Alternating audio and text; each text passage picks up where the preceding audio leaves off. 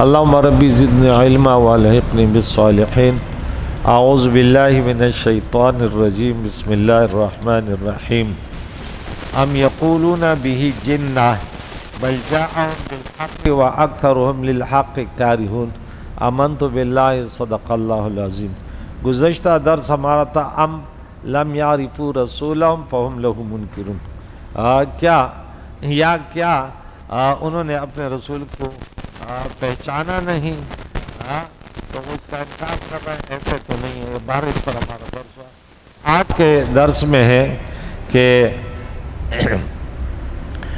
یا وہ کہتے ہیں ام یقولون بہ جنہ، کہ اس نبی پر جو ہے جنون طاری ہے، یہ دیوانہ ہے۔ اللہ اکبر، اللہ اکبر۔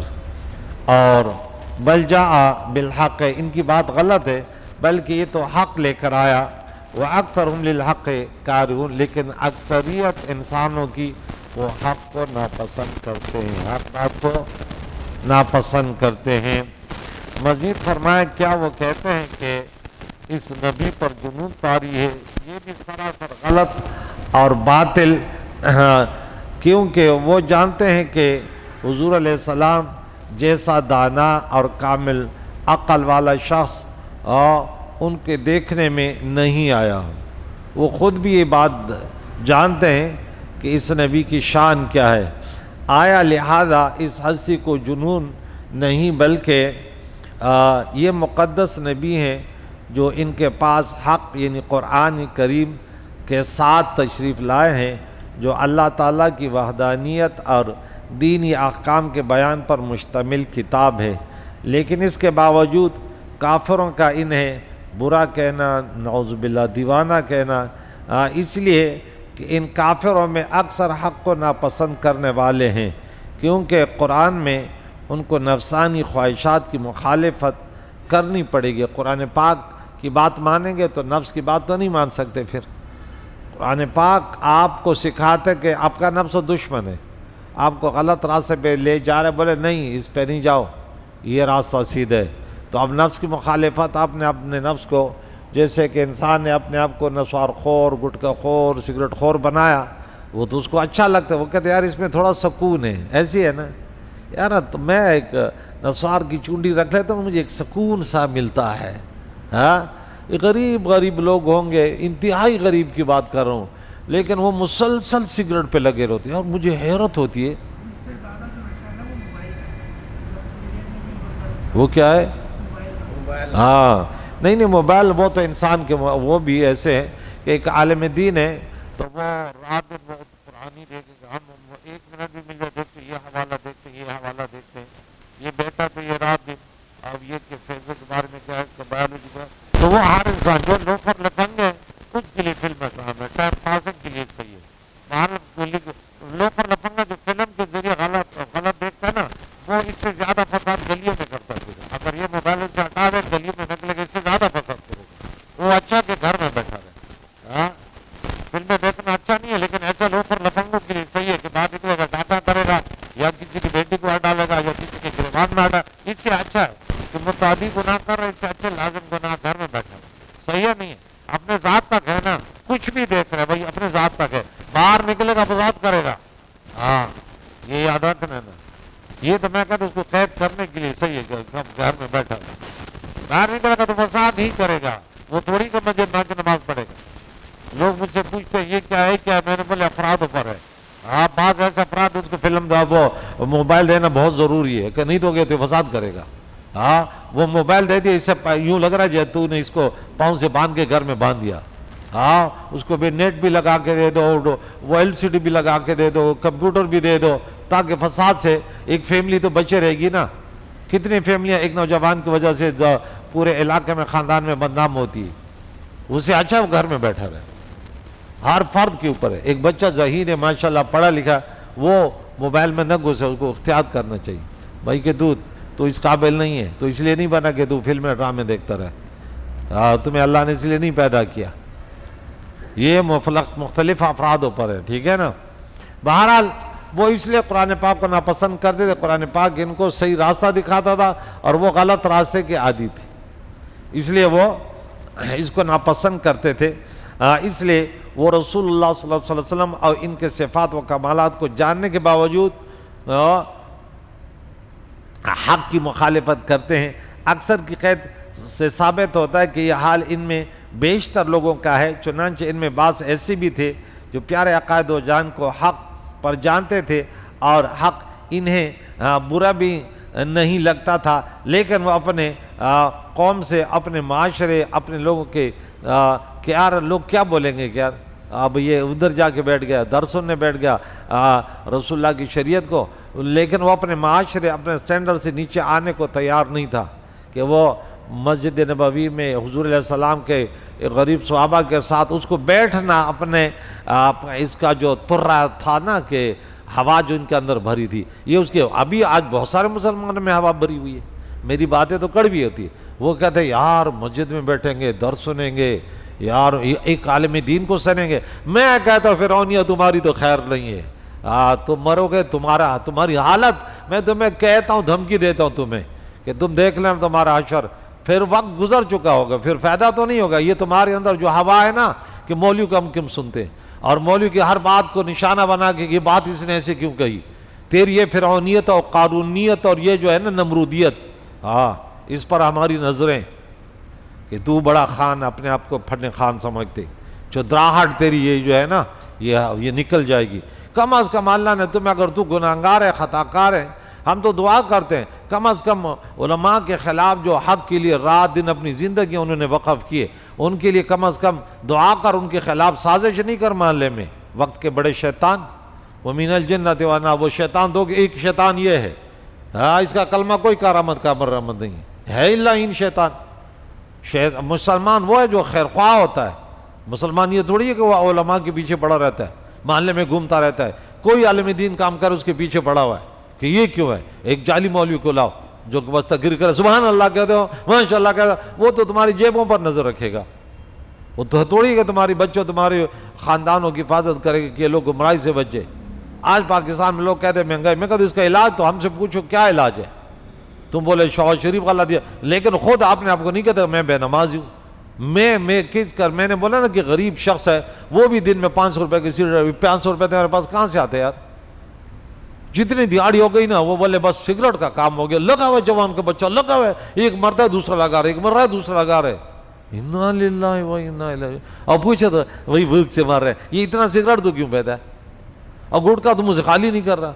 یہ غریبوں کی بات کر رہا ہوں کہ مشکل سے ان کے گھر میں ماں بیمار ہے، گھر میں فاقے ہیں، لیکن وہ جوان کا بچہ لگا ہوا ہے، اس کو اس سے کیا فکر۔ اللہ کریم فرماتے ہو وَلَوِ اتَّبَعَ الْحَقُّ أَهْوَاءَهُمْ، یہ جو چاہتے ہیں کہ ہماری موافقت کرے اور ہمیں کہہ دے ماشاءاللہ ماشاءاللہ، ہم کچھ بھی کریں، ہم بھی کہہ دیں اگر حق ان کی خواہشات کی پیروی کرے لفسدت السماوات والارض، تو تباہ برباد ہو جاتے زمین و آسمان، ویران ہو جاتے، ومن فیہن، جو ان کے درمیان ہے سب کچھ ختم ہو جاتا اگر حق باطل کی پیروی کرے۔ بل آتیناہم بذکر، بلکہ ہم نے تو ان کو ان کی نصیحت عطا کی، اس میں تمہاری نصیحت ہے، لیکن یہ اپنی نصیحت سے اعراض کرنے والے ہیں۔ انہیں اگر قرآن شریف ان کی خواہشات اور نظریات کے مطابق نازل ہوتا، اس طرح کہ اس میں وہ مضامین مذکور ہوتے جن کی کفار خواہش کرتے ہیں، یا وقت کے فرعونی، قارونی، نمرودی خواہش کرتے ہیں، تو تمام عالم یہ کیا چاہتے ہیں؟ فرعونی کیا چاہتے ہیں؟ فحاشی ہو، عریانی ہو، بے پردگی ہو، ظلم اور ستم ہو، غریب کا کوئی پرسان حال نہ ہو۔ ظلم ہم پر ہوتا ہے، میں یہ کہتا ہوں کہ لا تظلمون ولا تظلمون، پہلے ظالم ہم بنتے ہیں، پھر اس کے بعد ہم مظلوم بن جاتے ہیں، ہماری سوچیں غلط ہیں۔ تو خواہش، ان کی خواہشات کی پیروی کرتا تو عالم کا نظام درہم برہم ہو جاتا، کیونکہ قرآن سچی کتاب ہے، اور اس میں اگر یہ مضامین مذکور ہوتے تو حقیقت میں بھی ایسا ہی ہوتا، اور جب ایک سے زیادہ خدا ہو تو ہر خدا کا حکم دوسرے خدا کے مخالف ہوتا، یوں ہی سب کے ارادے کا ایک ہی وقت میں پورا ہونا محال ہوتا، اور یوں کائنات کا نظام تباہ ہو کر رہ جاتا۔ لیکن ہم تو آج ٹرمپ چاہتا کہ میری پوری دنیا پر کوئی اپنا منہ میں نوالا نہ ڈالے تو مجھ سے پوچھے خود کچھ بھی کرے بھائی، ایسا ہے نا، لیکن تو ایٹمی اطار نہیں بنانا، میں کچھ بھی کروں. انسانوں کی تو پھر یہ حال ہے نا، یہی سوچے ہوتی ہے کہ میں کچھ بھی کروں. بھائی تو نے نہیں کرنا زبیر، ہاں تو احتیاط میں رہنا. بولے سچ تو کرا، میرے بارے میں نہیں بولنا، میری مرضی، میں تو بڑا اچھا ہوں. ہاں اب وہ کہتے ہیں نا بس میں کروں تو اچھا ہے، تو کرے تو. وہ ایک شاعر کہتے ہیں نا، وہ قتل بھی کرے تو چرچا، ہم اف بھی کرتے تو ہوتا. وہ قتل بھی کرے تو چرچا نہیں ہوتا، وہ ہم اف بھی کرے تو ہو جاتے بدنام. ان لوگوں کی غلامی میں ہم کیوں آئے؟ ہماری سوچیں خراب تھی، ہم ان سے بڑے متاثر تھے نا. میں کہتا ہوں لوگوں کہ تم انگلش بڑے متاثر ہو، تم اپنے اردو بھول گئے. تمہارے بچوں کو اردو کی گنتی نہیں آتی، اردو خط لکھنا نہیں آتا. کیوں نہیں آتا؟ میں تمہیں نہیں بولتا کہ وہ نہیں سیکھو، لیکن تمہیں اپنی زبان کیوں بھول گئے؟ تم اب خط لکھ رہے انگلش میں لکھ رہے، تم پتہ نہیں ہے ایسی خواہ مخادمہ خراب کر رہا ہے. سلام لکھنا آتا نہیں ہے، بڑا آ گیا انگلش لکھنے والا آ گیا. اتنا تو انگریزوں یہودیوں کے ذہنوں کا تو غلام بنا ہوا ہے. اپنی زبان اردو کیوں نہیں سیکھتا؟ انگلش بعد میں سیکھ، پہلے اردو سیکھ، اپنے مادری زبان پہلے سیکھ، اپنے ملک کی قومی زبان پہلے سیکھ. چائنا جیسے دہری لوگ وہ سب سے پہلے کوئی بھی آ جائے اپنی چائنا زبان سکھاتے ہیں. اور ہم مسلمان ہو کر قرآن پاک تو گیا، نماز تو گئی کہ نماز میں سبحانک اللہم کا معنی کیا تھا لفظ، وہ تو گیا. اب ہمارے بچے ہماری نسلیں وہ کہتے نہیں انگلش میں آپ بول. ایسے ان پڑھ لوگ وہ بھی بھائی انگلش میں لگے ہوئے زبان کے بچے، کیونکہ وہ ہر جگہ انگلش کے جملے نظر آ رہے ہیں بس. وہ کہتے ہیں ہاں ان کے رنگ میں رنگ گئے. یہ ہے آج کل کا مسلمان. تیرے منہ پہ عربی کیوں نہیں آتی ہے؟ ہاں کلمہ پڑھ تو کلمہ تو تیرے صحیح نہیں ہے. لا الہ الا محمد رسول اللہ، کیسا کلمہ پڑھ رہے ہیں؟ زبان ذرا ٹیڑھی ہے. انگلش کہتی رہی تیری زبان تو ٹیڑھی نہیں ہوتی. بچے کو مدرسے کے بجائے انگلش پبلک اسکول، تب تیری بہادری ہوگی. انگلش پبلک اسکول میں بھی ڈال ادھر عربی، ہاں میرا مدرسہ اس میں بھی ڈال. تیار رہیو، تمہارے خلاف ہم بھی حجت پورے کریں کہ اللہ انگلش پبلک اسکول میں اتنے پیسے دیتے، ہم فی سبیل اللہ قرآن پاک کی خدمت کرتے. ہمارے خلاف مخالفت میں یہ سازشیں کرتے تھے محلے میں گھوم گھوم کر. چھوڑیں گے تھوڑی پھر؟ ہاں ہم خاموش ہیں تو یہ مانا تھوڑی کہ ہمیں دکھ نہیں ہوتا. دکھ ہوتا ہے، ہم صبر کرتے ہیں، لیکن چھوڑیں گے نہیں. جو رب کے کلام، اس کلام کی مخالفت کرے گا، ہم دین کے لیے رات دن بھاگ دوڑ کوشش کریں گے، اپنی نسلوں کو، پیارے نبی کی امت کو گمراہی سے بچائیں گے. لیکن جو بیچ میں راستے میں رکاوٹ بنے گا، پھر دیکھ لینا اگر فرعون کے طرح یہ دنیا میں دنیا و آخرت کی برباد نہیں ہوئی تو پھر ہماری مکاری ہوگی. ہم حقیقت پر جو ہے نا حق کے طلبگار ہو، رسول اللہ کی غلامی میں سچے نہیں ہوں گے. ہم کھل کر بولتے ہیں، یہ نہیں کہ ہم کسی کی پرواہ کریں. کوئی بھی فرعون بنے گا پھر اپنا انجام دیکھے. ہمارے راستے میں رکاوٹ نہیں بنو، بس ہم رسول اللہ کی امت کو گمراہی سے بچانا چاہتے ہیں. انگلش پڑھو، کچھ فزکس بایولوجی کا موضوع آگے ترقی کرو، ٹھیک ہے نا، ٹیکنالوجی میں ترقی کرو، لیکن اپنی نماز جنازہ قرآن پاک کو سمجھنے کے لیے تھوڑا وقت نکالو. ہاں تمہاری سوچیں خراب، ہماری مولویوں کی بھی اکثریت سوچیں خراب ہے. مدرسے میں پڑھتے تاکہ ڈگری ملے، ورنہ اگر اس کو بولا کہ تو دین سمجھ، اکثریت ہمارے بچے بھی تو ایسے ہوتے ہیں نا. مدرسے میں گیا کوئی چینجنگ نہیں آیا، گھر آئے تو ٹوپی پھینک دی، گھر میں آئے تو نماز نہیں پڑھی، بس وہی اسی میں لگے ہوئے جوان کا بچہ. میں بچوں کو تربیت کرتا ہوں، میں بولا تو کیا سا تمہاری شکلیں سے بتا رہی ہے تم بے نمازی ہو. تمہارے والدین نماز پڑھتے نہیں تو ابو کیا کہتا ہے؟ وہ گٹکا کھاتا رہتا ہے. یہ بچہ مولوی بن رہا ہے. اور نماز تو کوئی نہیں پڑھتا گھر میں، کیا کرتے رہتے ہیں؟ بس یہی انا للہ و انا. یہ کیوں پڑھا رہے ہیں بچے کو؟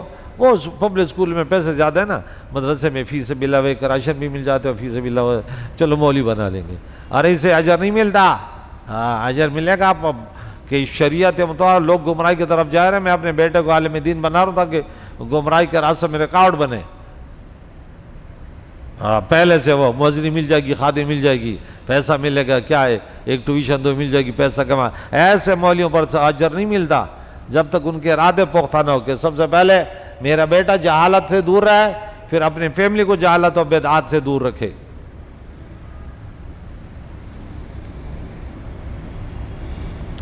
تو ایک دوسرے کی مخالفت کرتے تو ایک ہی وقت میں وہ پورا محال ہوتا اور یوں کائنات کا نظام بہت سارے خدا ہوتے تو درہم برہم ہو جاتا.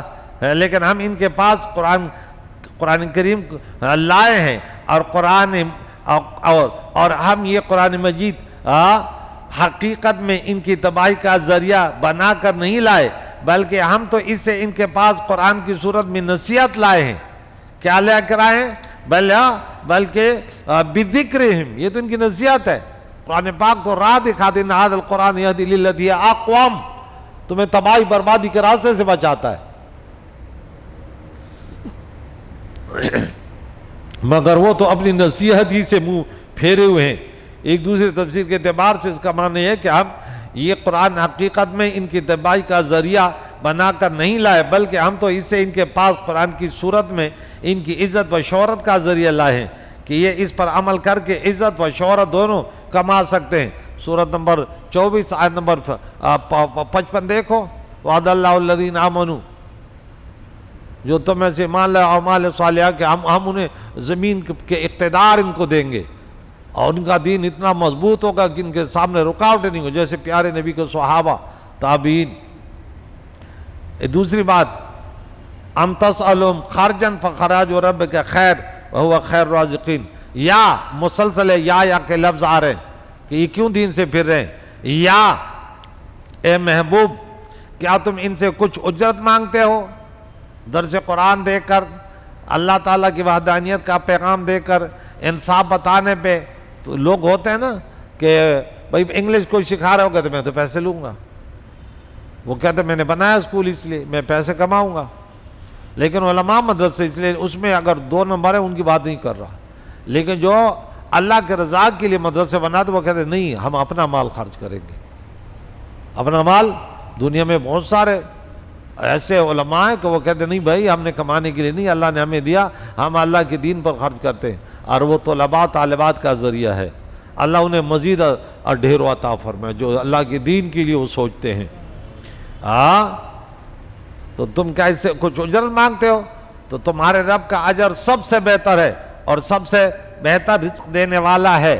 تو یعنی اے حبیب علیہ السلام کیا آپ انہیں ہدایت کرنے اور راہ حق بتانے پر کچھ اجرت مانگتے ہو؟